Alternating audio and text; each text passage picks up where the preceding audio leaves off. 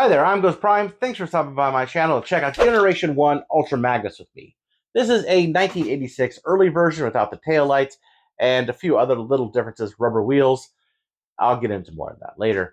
Ultra Magnus first appeared in Scramble City in the actual continuity, and that is a Japanese episode. They never aired that in America, and it goes over the combiners of the era, but also kind of his role as city commander.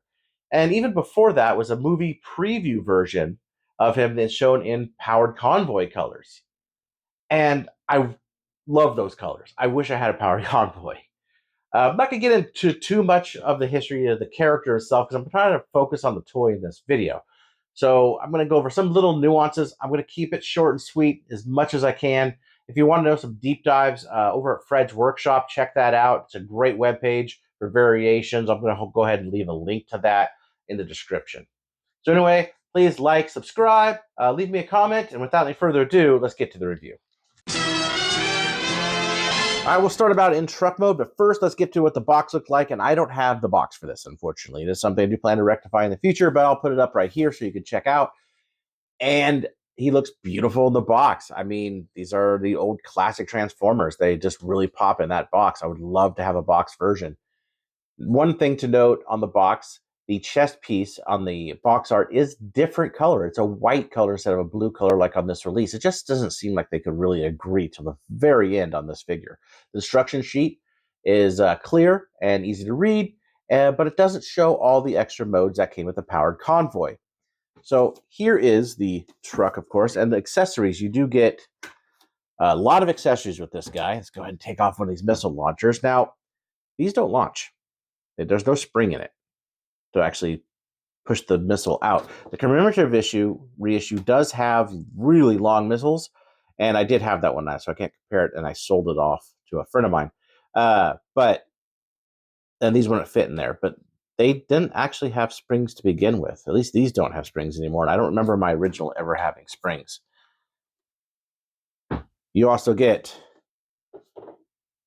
two big fists. Now, there are differences in these fists. Some of the later ones had a extra circle cut out around there. These are the solid ones. So you know which ones you're getting if you have an earlier model or a late one. You have a chest piece. Again, there are differences. So I don't know why this has changed. One thing to notice here is that there is no little guns or missile launchers or whatever they are on the side. So if you'll see, and I see this all the time, later ones had the little 6 little guns or whatever they are on the side, where the earlier rubber wheels don't. Now you can get a rubber wheel with both of these, and there are also differences with the trailer that this goes with the taillight version, where this goes with the non-taillight version, and I'll get into that in a second. First, you get a Magnus head, which also had different variations. I don't have them. The plastic wheeled version of it does not have paint on the face or the smokestacks, the antennae, or whatever these are. Don't have paint on it. It's just unpainted. I think there is one without a painted face but painted stacks. And I think there's differences in here. If you want to see some of the all the deep dive and all the differences, I'm not going to go over in this video. Check out Fred's Workshop. I'll put a link into it in the description. Of course, you do get the little fists as well, just like on Optimus Prime, and his gun, which is ingenious to me. I loved this as a kid. This is the large robot gun. That is a small robot gun. Really cool idea, just ingenious to me. I dig that so much. Now, looking over the truck mode, this is the first issue rubber wheeled version. What do I mean by that? So these wheels are rubber, like Optimus Prime. They have rubber wheels, and they're not solid plastic like a lot of the later Transformers. But that's not the only thing that's different about an early version. So right here, if you look at on the trailer, on this piece right here, it's smooth. This is an early release trailer. The later releases, including the commemorative version, have a little dimple there where it's kind of like a tail light. And so it makes it a little different. It's just so you know which one you're getting. Also, the cab has chrome with the rubber wheeled release. That's hard to say. And he has the plastic insert there like Optimus Prime. There was a KB version of this, had no chrome whatsoever, plastic wheels, no paint on the face, and no windows in there at all, which terrible to me. I think this was expensive to produce. I would love to see this in the new retro line, but I think it's going to be very expensive if they do it. There's a couple differences in here. These are actually two different launchers, and you can see by these holes are slightly different sizes on them. Now, this was actually kind of more yellow too. Also, the tab here is a little different, but one of them fits better than the other. So I'm going to need to find one that is accurate. Very difficult to find unless I actually have it to fit onto my figure and be like, oh yeah, that's the one I need. So just realize that a lot of the peg holes are different. So I did mention other modes with this guy. So I'll go over that right now. So first off, the easiest one to do is, and it's understandable why these weren't in the instructions. Go ahead and just unpeg these, lift this up a bit. These get pushed in like that. It becomes a launch for a seeker, which actually fits just like that. That is an official mode for a powered convoy. And it goes. And then there is also sort of an attack mode or repair mode. I'm not really sure what it's supposed to be, where you separate the arms. I always want to be careful doing that. These pieces can break. This is very old. Leave these down like this. Put these up and go ahead and make sure they're tabbed in. This piece down like this.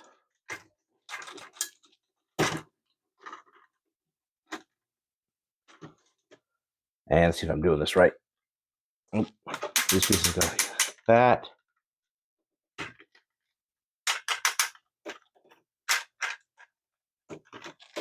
Oh, come on, stay tapped. Stay stuck there. Go down like this.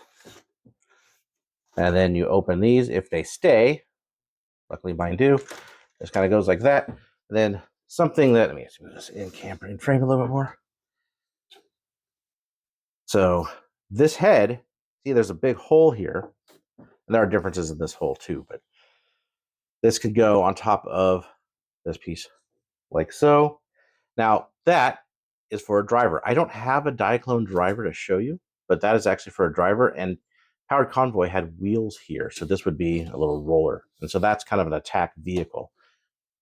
And so this gets shown here on the back of the box, like that, for Diaclone, and then you put the missiles on either side.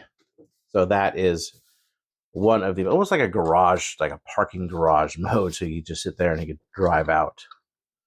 That is a mode that you could do if you want to do it. And since we're already mostly there, the other modes are involved with the robot. So we all know how to transform Optimus Prime. Same thing here.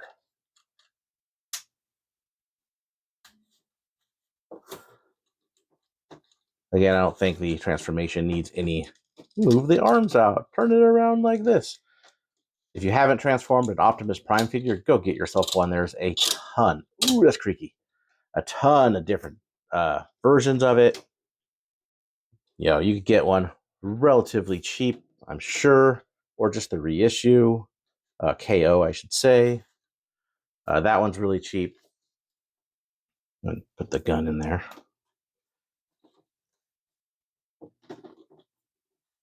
There's Ultra Magnus and his white Optimus Prime mode. Now, this was sort of one of those things where, remember the Hate Plague episode?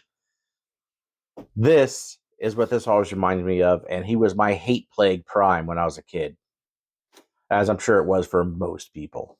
So what we're going to do is we're going to get him first into the Repair Bay mode. So Repair Bay, you're going to take the trailer, go ahead and close these back up. And just like you're transforming him into a robot, move the big robot, move these back up. This is something I always thought was really cool as a kid. I kind of put these out. I mean, it's a little thing, right? It's those details, I think, that just make this figure special.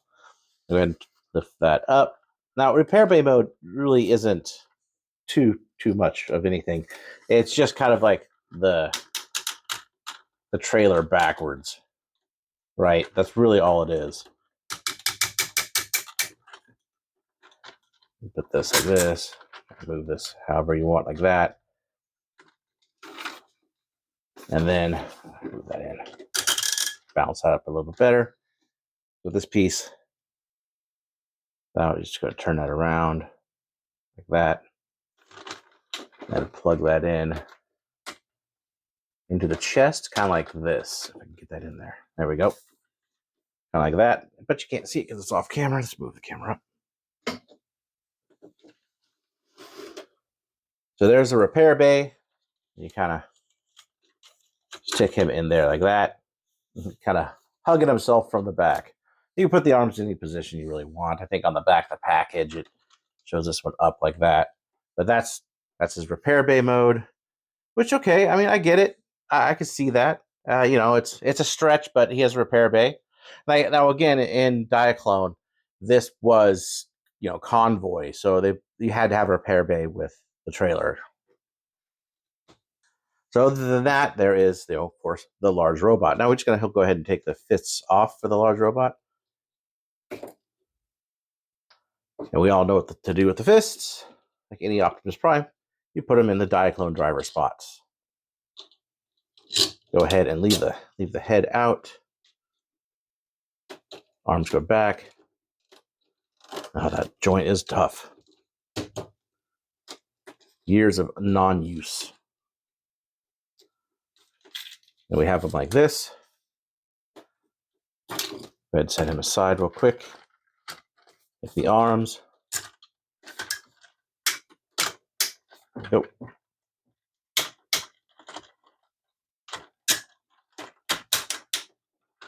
Take this piece off. Just really on there tight. So another thing I want to point out about this piece, it moves around, becomes the waist. There are different sizes, so you actually have to get one of these that goes with the version of the trailer you have.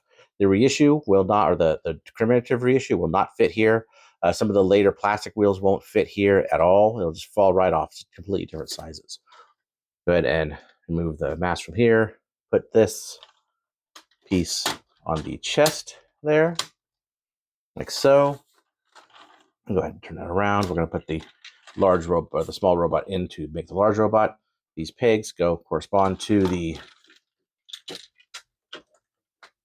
fist holes there, and there's slots right there for the pegs in the wheels. I should have shown that close up. Let's see if I can show that right now. You can see right there. Helmet goes on. Launchers. And again, there are different peg sizes for here. So you be careful on that. Don't try to force it. You will break those. I have done that on another trailer. So this is a replacement for that one. Go ahead and stick those on all the way. These are harder to get on and off without the ring on it. So bear that in mind. I don't put them on all the way. Just kind of make sure they're on good enough so I don't break them. Gun goes in. And there is Ultra Magnus. Now he can scoot along into battle. One comparison I'd really like to do is with Galvatron. If you notice, they are a very similar size. They came out about the same time, and this was intentional. He was actually called a city commander, and he's a city commander. They didn't want to give away the fact that Galvatron was the new leader of the Decepticons, and I think that's why they made him that size. At least that's the going theory. But they did make these two to go together. They made him to go with him because he was made later off of the Galvatron character model. He was from a Diaclone. But I think that's really interesting that these two both are city commanders in the toys and fit together in the same size. And I remember getting both of these the same year when I was a kid. And oh man, these are glorious, beautiful toys that just, to me, stand the test of time. A lot of people, I'm sure a lot of people don't like this figure because he's kind of a brick. I mean, look at him. He is a brick. But man, I'm telling you, I dig this design so much. I love the sticker detail on it. I love how these are all the different, just the knees. it really forms a believable robot. I mean, he is really, really good. I actually I mean, if I could, I'd get all the different versions of it. Unfortunately, I didn't have the money back in the day, and I definitely don't have the money for it now. You know, unless someone is nice enough to have an extra and want to sell me or make payments on it. That's the only way I think I'm going to get any of there's a few different ones. Besides, you have the powered convoy. Then there's the gift set version, and then there is the Transformers movie preview version. Then you have the Shining Magnus, which is a glorious clear yellow, commonly also known as Piss Magnus, and the original plus all the variants of this one. I will be getting a plastic wheel version at some point just to have. Hey, this is me from about 5 minutes in the future after I got done recording this whole thing. I realized I didn't do any comparisons with the inner robot mode. So to do that, to start out, here is the original Optimus Prime. It's the bloated fist version. Yeah, if you want this guy for your collection, definitely good luck. There's a lot of variations unless you find one complete. Anyway, let's get to some final thoughts. Oh, that was the review. Needless to say, I love this character, this figure. I always have. I have a special place in my heart for this. He's chunky. He's beautiful. The details there. Lots of playability. It's just a damn good toy. There's no other way I could put it. It is just a damn good toy. And if you're looking for one, there's a lot out there. You should be able to find one that's not too terribly expensive. They are out there. I would check other places besides eBay, though, because it's real hard to tell if you have a yellowed one or the mismatched parts and those other things. But they are out there, so get one. It's awesome if you like G1. It's fantastic, and I really hope they reissue this again in the retro reissue line that they've recently released. I would love to see one of these in cartoon accurate colors. That would be cool. So if you're listening, Hasbro, I doubt you are highly, but you should do it. I'll buy it, and that should say mean something, right? Anyway, thanks for stopping by and watching my review. Let me know what you think of them in the comments, and I'll see you next time.